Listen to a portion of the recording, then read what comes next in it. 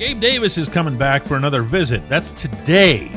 His last one was in May. Did not go so well. My guess is this one will. Good morning to you. Good Tuesday morning. I'm Dejan Kovacevic of DK Pittsburgh Sports.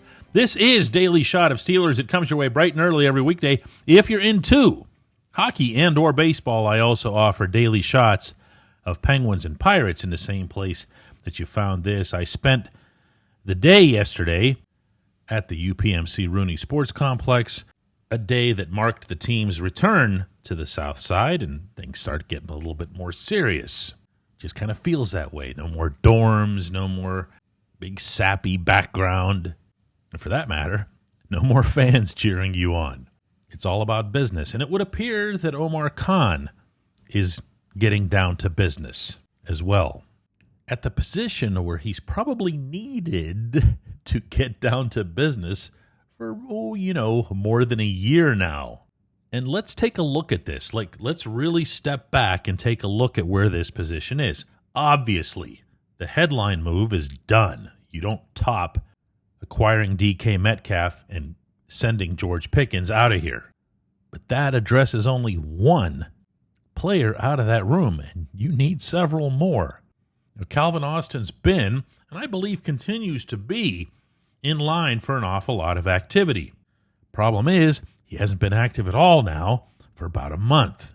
He's been trying to get back from an abdominal tear. Those are not quick. Those are definitely not painless.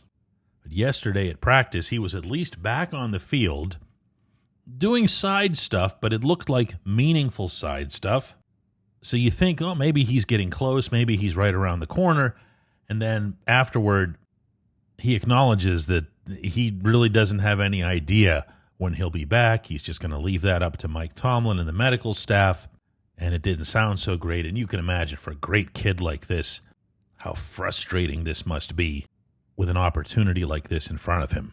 Oh, very frustrating, just because, practice and, new team, new year, just not being out there is just never fun. So, just trying to stay engaged and locked in.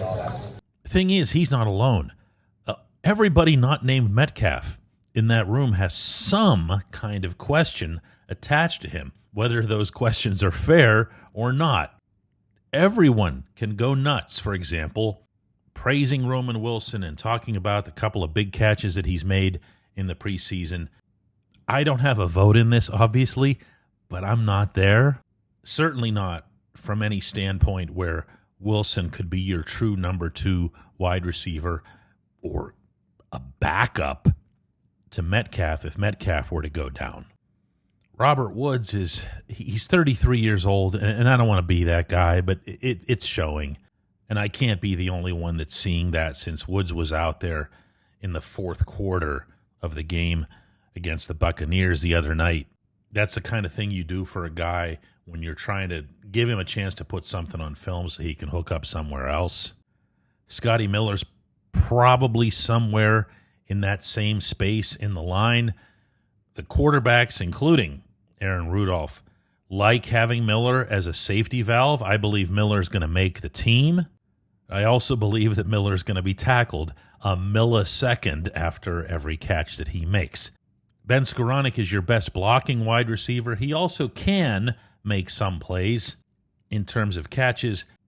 Now, it's important to stress that he was banged up after the joint practice with the Buccaneers last week, didn't participate in the preseason game. Now, I saw him walking around just fine yesterday and getting in on a lot of stuff, and I asked him how he was doing. He just said, I'm fine. But then I can just look at all of this and say, well, of course they're going to be back. Of course they were going to be back yesterday. You're feeling the pressure. There's no way that you can't be. You don't see any practice, any drill as being something that's expendable. So there's Davis. Now, I'm going to say again that he's 26 years old. He has himself a track record in the NFL. He has a track record specifically of just torching the Steelers while he was in Buffalo. He was on a podcast earlier this week giving up details on his injury that he'd not previously shared, revealed that he tore the meniscus in the PCL tore it in the 17th and final game of the 2023 season with the Bills. He signed with the Jaguars. They took a gamble, and according to him, it just never got back right. But he was back out there. He was playing, and as he put it in this show, I was just running like week 10 and took a cut, felt a pop in my knee, went to go try to walk to the sideline. That was that. He was done, and the Jaguars were done with him. He had signed a 3-year, $39 million contract. The Jaguars ended up eating over $20 million in dead cap. So, what would be the difference in his knee now compared to this past May? I don't know. I'm not an orthopedic surgeon, but I don't think it takes much of a detective's mind to deduce here that the Steelers wouldn't be inviting Davis back unless he had provided them with new medical information in advance, meaning from his own doctors, from his own people, along with scans and everything else. So by the time he gets to Pittsburgh, which was supposed to be last night, and then gets to the Steelers headquarters sometime today, he'll undoubtedly face a fresh battery of tests from the Steelers' own medical people, in addition to looking at existing scans, and they can make a decision from there. So is this taking a chance? Yes. Is this taking a chance akin to the one that Jacksonville took last year? No.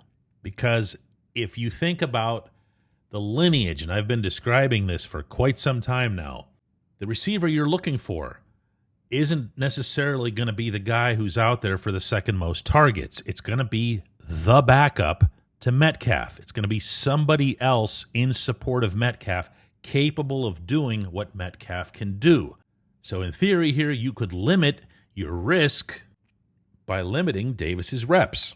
He could just be that dedicated backup. I don't think that's likely, not as a principal role anyway, but I think it's something that Khan and company can keep in the back of their collective mind.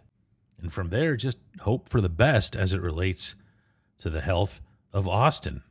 Oh, and hope for the best from Wilson, too. I'm hardly burying him. I'm just trying to be as honest as I can be. It'd be wonderful, bordering on a godsend, if Wilson can really rise up in the 2025 season. When we come back, J1Q.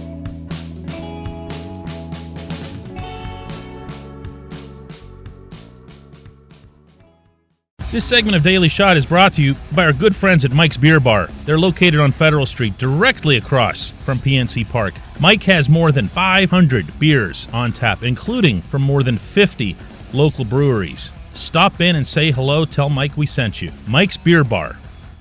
Finding great candidates to hire is hard. Too many resumes, not enough people with the skills or experience you need. But not with ZipRecruiter.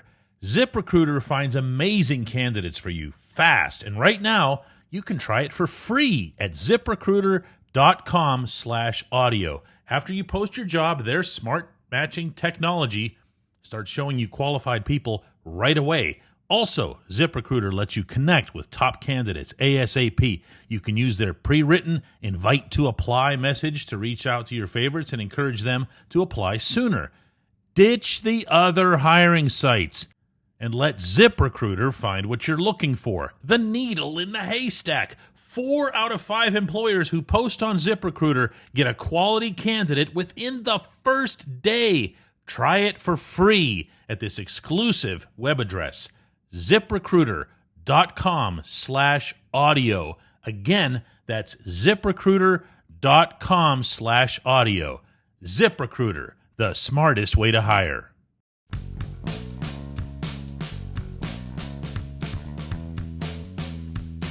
Today's J1Q comes from my man Lazaro in Costa Rica, who says, DK, I'm truly feeling upset about the decision to cut Rock Taylor. The kid showed he's capable and a future star. Big, strong, great at contested catches, fast enough for a deep ball. He did great in the preseason. I'd love to hear your thoughts since the team is keeping Keyshawn Williams instead. Well, the first thing I'll say, Lazaro, is that we don't know who they're keeping and who they're not keeping. We're still a pretty decent ways away from cutdown day. there's still another preseason game to be had in Charlotte Thursday night. And I'm counting 10 wide receivers currently in the fold, plus Gabe Davis if he ends up signing. So there's a lot more to be cut yet. Now, that said, this Rock Taylor thing has been bugging me for a few weeks now because I do see, hear, and read what you share as listeners or viewers of our shows, or readers of our written content. I don't know where it began, this groundswell of support for Taylor. I don't know if it had something to do with his really cool first name. I mean, R-O-C. How do you not pull for a football player named Rock? Didn't even bother with the K. But I have noticed over the years that there's always that one undrafted free agent who becomes the public darling. Sometimes it's deserved. Jaylen Warren, perfect case. Mike Hilton before that. Everybody was behind both of these guys.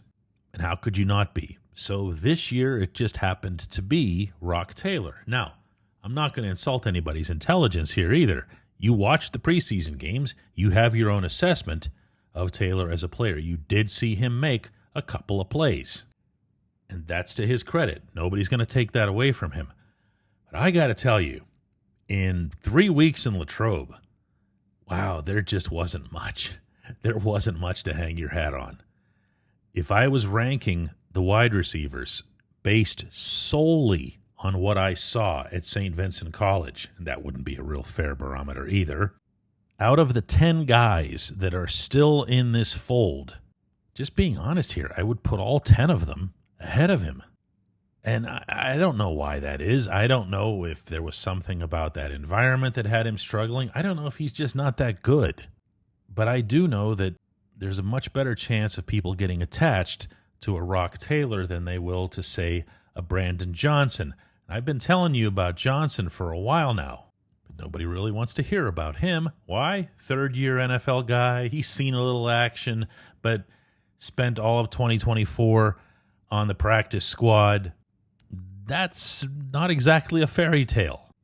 And yet, who ends up making the nice adjustment on Mason Rudolph's touchdown pass the other day? Yeah, it was Brandon Johnson. Came open, popped open.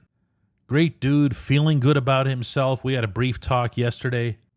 He's obviously hoping for the best here in these final few days as well.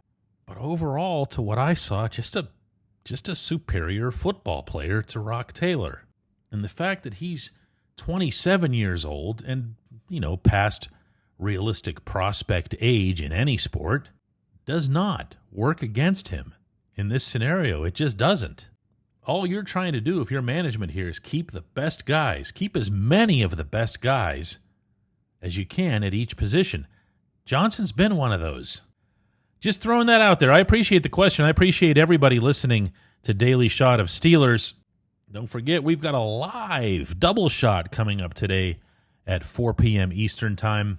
You can check that out on the DK Pittsburgh Sports app, which you can find on Apple's App Store and Android's Google Play for free. And if you want to get the premium version of that, shoot me an email. And by that I mean me. Shoot it directly to me, dk@dkpittsburghsports.com. I'll hook you up with a ridiculous discount that you'll never say no to. Once more, it's dk@dkpittsburghsports.com. Spell all of that out. And hope to see you later this afternoon.